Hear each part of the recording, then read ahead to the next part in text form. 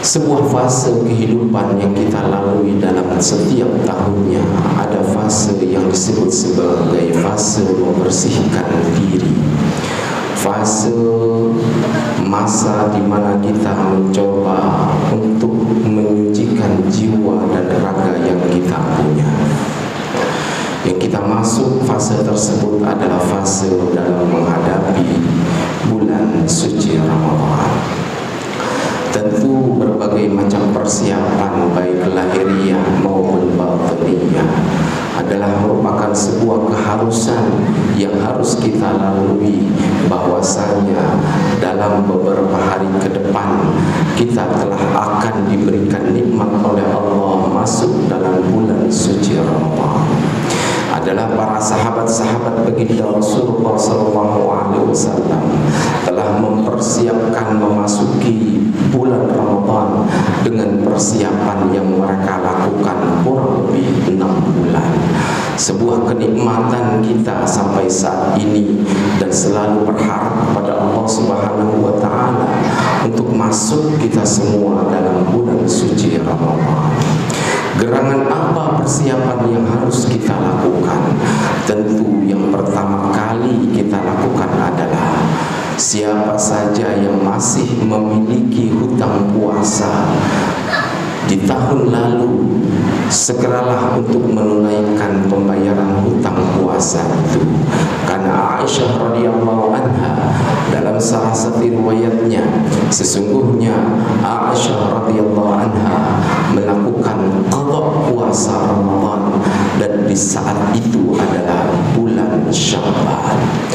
Tentu tidak ada niat oleh Aisyah radhiyallahu anha untuk mengakhirkan mengqada bulan puasa Ramadan, namun karena kesibukan, karena banyak kegiatan yang beliau keluar dari rumah atas perintah baginda Rasulullah SAW, jadi tidak mengapa kita dapat menunaikan dan mengqada puasa Ramadan kita walaupun kita sudah masuk dalam bulan Sya'ban.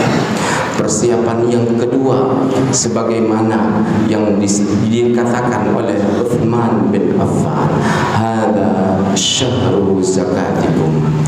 Sesungguhnya bulan Ramadan yang akan kita berada di dalamnya adalah sebuah bulan di mana kita siogianya dan seharusnya bagi yang memiliki uang dan simpanan dan kekayaan berlebih untuk selalu menunaikan yang disebut sebagai zakat. Faman kana lahu daynun falyu'addihi. Barang siapa yang di bulan ini, ya di bulan Sya'ban, masih memiliki hutang piutang, bersegeralah untuk menunaikan hutang piutang itu hatta yukhrija zakatikum, sampai kalian memiliki kemampuan untuk mengeluarkan zakat, dan zakat itu ada sebuah kewajiban. Hadirin jamaah salat Jumat rahimahullah, yang paling terpenting ketika kita masuk bulan Ramadan, bagaimana kita mensucikan diri kita, bagaimana kita mensucikan hati kita, bagaimana kita mensucikan jiwa dan raga kita, sehingga kesiapan penuh menghadapi bulan Ramadan tidak tersisa kecuali kita penuh beribadah kepada Allah Subhanahu wa Ta'ala. Sahabat Abdullah bin Umar telah ditunjuki kepadanya oleh Rasulullah secara 3 kali salah seorang sahabat yang hidup di Madinah, yang disebutkan Rasulullah SAW sebagai seseorang yang disebut sebagai penghuni surga. Sahabat Abdullah bin Umar kemudian datang kepadanya menginap 3 hari, lalu ia berkata, gerangan apa rahasia yang terus engkau lakukan, karena engkau telah disabdakan Rasulullah sebagai penghuni surga di masa mendatang. Sang sahabat yang dikatakan sebagai penghuni surga itu akhirnya berkata, inni manimtu lailata wa fi qalbi ghillun ala bashar.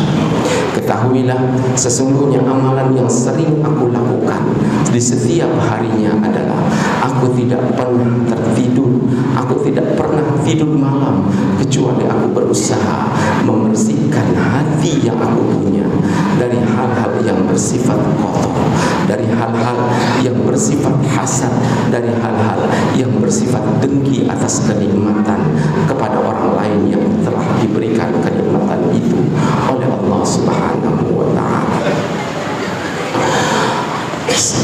Al-Hakim dalam kitab hadisnya Al-Mustadrak, hadis meriwayatkan sebuah hadis yang diriwayatkan oleh sahabat Anas bin Malik, baina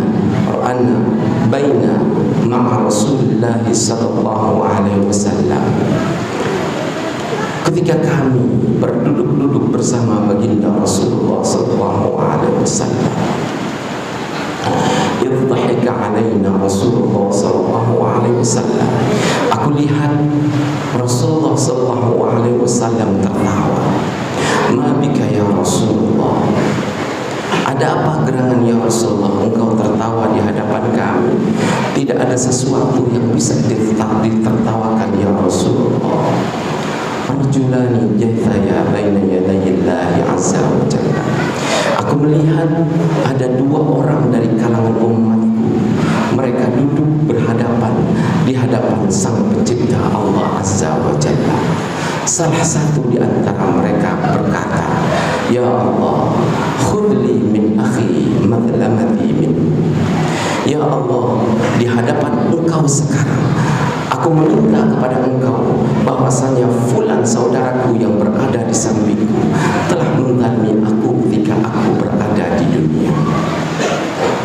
Kemudian si fulan yang ditunjuk oleh salah satunya, dia berkata, ma baqiya indi min hasanat.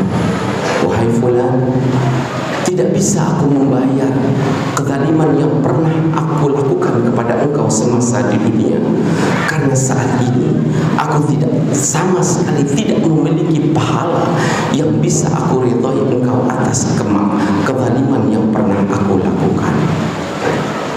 Di saat itu pula Rasulullah menangis di hadapan kedua orang itu, karena dua orang itu dijumpai, yang satu menuntut saudaranya, sementara saudaranya tidak memiliki apa-apa untuk dijadikan jalan damai, karena tidak memiliki sama sekali sisa dari pahala yang bisa meredai sahabatnya yang dizalimi.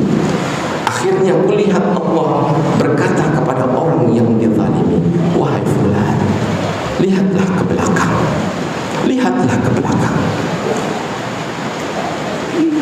Maka dihadapi olehnya surga yang terbuat dari emas, istana-istana yang terbuat dari perak, sungai-sungai susu yang begitu sangat indah. Ya Allah, innaha lin nabi aw lisyahid aw lis-siddiq. Ya Allah, bukankah surga yang engkau perlihatkan kepada aku itu milik seorang nabi? Kalla, tidak. Ya Allah, bukankah surga yang engkau perlihatkan itu dimiliki oleh seorang yang syahid? Kalla, tidak. Ya Allah, bukankah itu dimiliki oleh yang jujur di atas muka bumi ini? Kalla. Lantas surga yang begitu sangat indah itu milik siapa ya Allah? Liman a'ta thamana. Surga yang engkau lihat sangat indah itu adalah aku berikan kepada orang yang siap membayar. Ya Allah, siapa yang siap membayar surga yang begitu sangat indah itu? Liman a'ta afwahu linnas. Sesungguhnya surga yang begitu sangat indah engkau lihat itu adalah aku berikan kepada orang yang memberikan maaf kepada saudaranya sendiri. Sesungguhnya surga yang kau lihat itu adalah akan aku berikan kepada engkau manakala engkau mau memberikan maaf kepada saudaramu atas tindakan kezaliman. Bala ya Rasulullah, aku maafkan saudaramu. Kemudian Allah pun berkata, safih bainakuma, aslih bainakuma. Damaikanlah engkau, damaikan, berikanlah maaf, damaikanlah keduanya. Aku masukkan kalian